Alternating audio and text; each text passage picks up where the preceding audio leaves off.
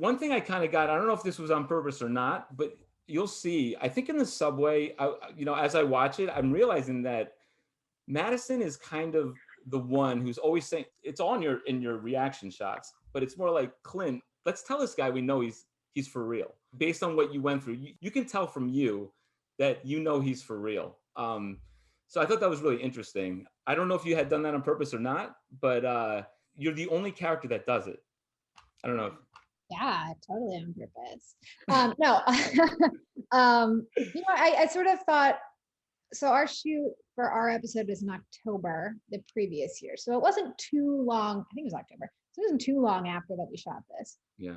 Short enough that I could, I didn't have to revisit too much, but you'll sort of see in the beginning of the episode of my episode, our episode, sorry, Olev,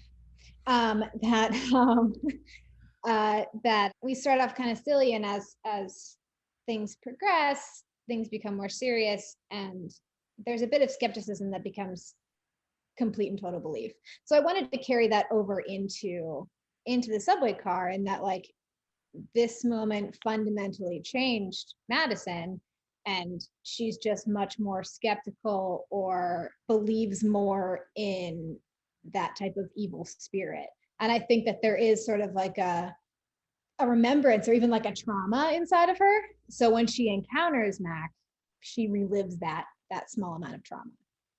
Yeah, definitely. I would think most interesting thing about the subway is you're seeing these characters, you kind of meet them after what has happened, but before you see it. And then once you've seen it, you kind of realize the baggage they're carrying with them. And I think for all of you, it comes out for sure. So Olev, you're kind of the opposite. And like, I guess I wrote it this way, I don't know, but you're kind of skeptical. Like you went through the same thing that Madison did, and you're very skeptical. You're about to throw down with Steven. You're definitely more on edge. You've got a sarcasm to you. You're funny in Channel 14. You crack jokes, but not in that kind of way. So, was there anything you were thinking when you were doing that role that was different? Not so much. I mean, I was going to say the same thing, that our episode, in time we filmed it not that long before we filmed the subway scene. And I mean, I guess it informed it a little bit, but I didn't overthink it too much. I mean, I felt like I feel like Clint is somebody that maybe compartmentalizes things a little bit, and so this crazy thing happened, and it's scary, and you can't really explain it, so you just put it in a box over here.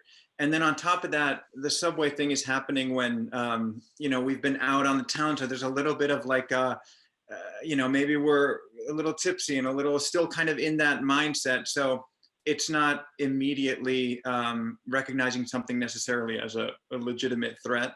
But yeah, I don't know. We definitely, as I recall, did not discuss what our reactions were, Kristy, unless we did. But I don't remember that we talked about what our takes were on it. I think it was more just kind of working with what was happening right then and there, the day that we were shooting.